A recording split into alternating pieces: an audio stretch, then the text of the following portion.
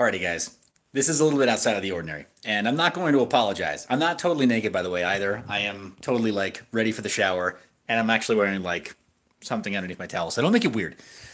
But I saw a headline that caught my attention right before I was about to jump into the shower, and I realized I can't even take a shower right now. I'm so upset.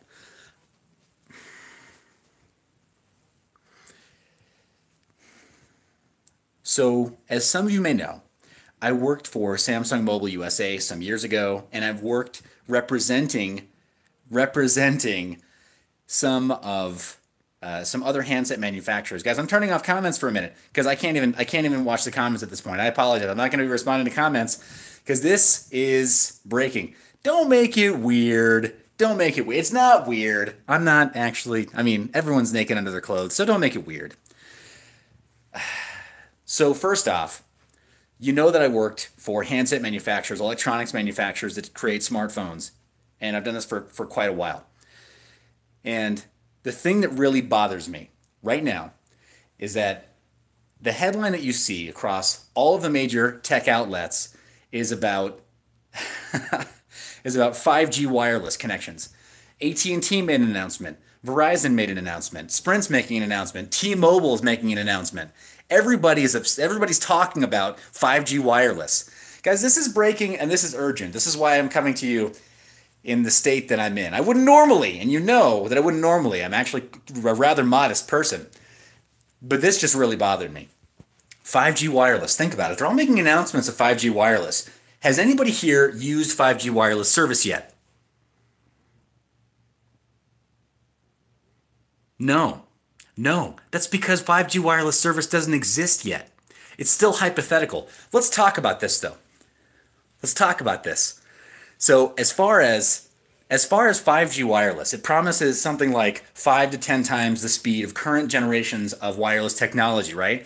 And that sounds great, except that the majority of people who are using broadband wireless connections or using high-speed mobile wireless connections right now are getting an average of between 8 to 15 megabits per second download speeds. Now let's think about that. What is 8 to 15 megabits of download speed? Here in the United States, that's only recently just been classified as actual broadband. Anything slower than that is not even considered broadband internet. It's not even considered fast. So we're already, in terms of bandwidth, we're already just barely getting the bandwidth that we would consider high-speed internet on phones. So 5G promises even faster speeds. That's great. So 4G LTE, if you're familiar with what it is, LTE stands for long-term evolution. And 4G LTE was intended to be a standard that replaced standard 4G. What is standard 4G? Well, it would be like the precursor technologies like WiMAX, which was actually used quite successfully by a couple of carriers here in this country.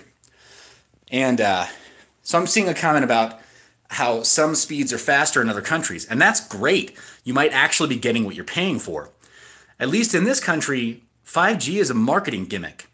So 4G, as it is today, 4G LTE, should be capable of giving us anywhere from 250 up to, I think, 450 megabits per second download speeds.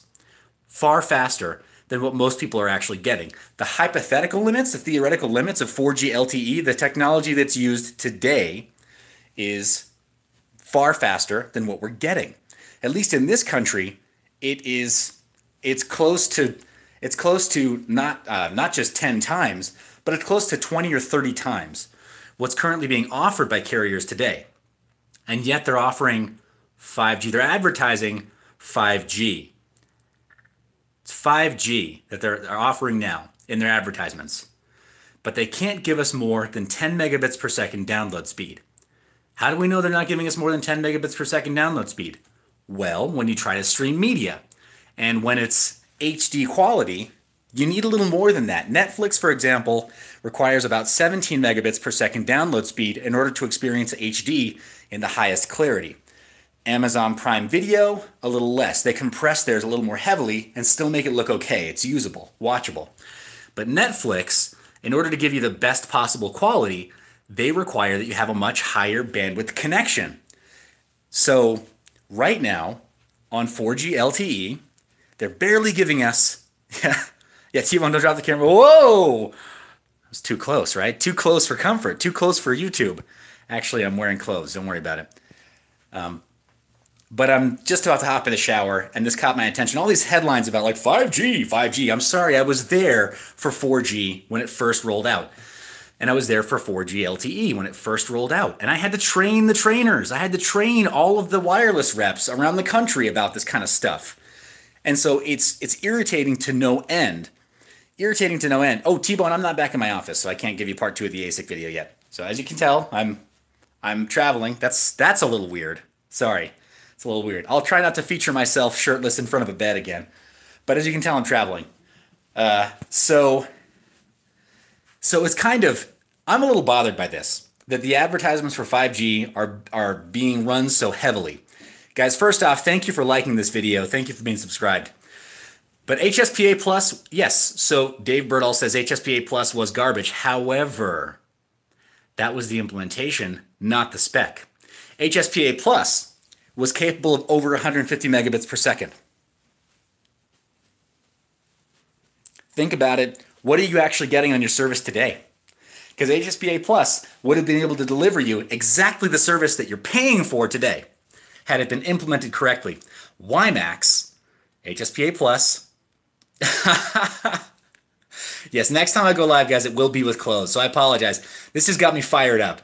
So this is rare. But for me, it got me really fired up because I was thinking about it. Like, I was there when all this stuff rolled out. HSPA Plus, WiMAX, these technologies were capable of well over 150 megabits per second. We're paying for high-speed internet now. Oh, it's unlimited. Who cares if it's unlimited?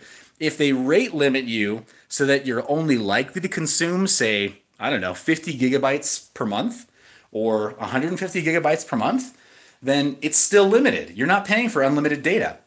And they're not giving you the bandwidth necessary to be able to truly exploit it the way you need to in order to watch media, consume media the way that you want to today. Like, we've got streaming media, we've got HD media, we've got 4K on Netflix with no ability to really even use it. Yeah, and T-Bone, that's the big joke. So in Canada and in other countries, you've got metered connections, metered internet. Here in the United States, we're told we have unlimited internet. We pay for unlimited internet, but then we're rate limited, and the bandwidth is so choked that there's no way we could possibly utilize it. It's an absolute joke. It's an absolute joke. So all this garbage about 5G being rolled out, who cares? So what? It has zero impact on anybody's life day to day.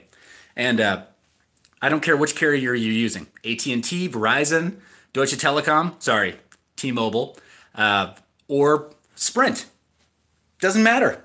They're all going to roll out the same garbage, the exact same garbage networks for 5G, and they're not going to increase the bandwidth that any single user gets at all. And it's got nothing to do with that last mile of delivering it, actually delivering the bandwidth to you. It's got everything to do with their own, crappy networks. They're not running enough fiber between their cellular towers to be able to deliver the bandwidth that we need. So maybe what they need to do is just improve their own bandwidth from cell tower to cell tower. So I don't know. Guys, that's my rant. Want to talk to you about 5G. It's an absolute scam. It's an absolute joke. Don't pay for 5G. If there are 5G phones hitting the market, don't buy them. Don't even bother. There's no point. There's no point in buying a 5G phone at all. Stick with 4G LTE. In fact, we could have stuck with 4G WiMAX technology or HSPA Plus technology, the first generations of 4G wireless technology. And at least in the United States, we could have still gotten better bandwidth, higher speeds of internet than we currently get now paying for 4G LTE. It hasn't improved. Not one bit. Not one bit. I remember paying for unlimited data on Sprint, being able to use it as an unlimited Wi-Fi hotspot, and being able to watch Netflix for my kids, because they were at the age where this was happening. But being able to watch Netflix, run Netflix for my kids several hours every single day when I had really little ones at home. They're no longer that age. We don't watch Netflix nearly as much. But at that time, running it for several hours a day, doing 90, 50 gigabytes of data every single month, and having the speeds be more than fast enough as a Wi-Fi hotspot for Netflix, and then also for personal use. You could never do that today. You can't do that today. And yet somehow, magically, the speeds are supposed to be higher. Guys, it's a scam. I'm here to tell you 5G right now is a scam. Unless they start offering you 100 megabit, 200 megabit, 300 megabit per second connections on your phone, it's not worth it. It's a joke.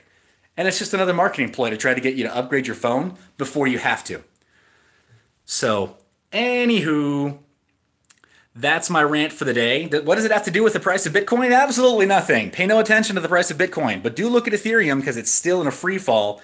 So hopefully we'll find bottom support at some point in the near future, and then we buy it all up, right? Anyhow, rant over, a naked rant over.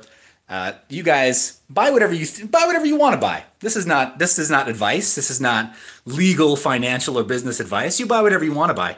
But for me, I'm not buying a 5G enhanced phone this year or next year, possibly even the year after that. I'm probably just going to root this phone, run a custom ROM on it, and then try to get some optimizations, network optimizations, to get faster speed out of my current 4G LTE plan, so that I feel a little bit less like I'm getting completely taken advantage of by Verizon. All right, guys. That's all I got for you. I got to take that shower after all. I still kind of do have to get places. But you're the reason I make these videos. You know I love your face. Thank you for hitting the subscribe button. Thank you for being notified when new videos drop by hitting the bell icon. Thank you again for liking and sharing the video. Again, I love your face. I will see you in the next one. Awkward pause.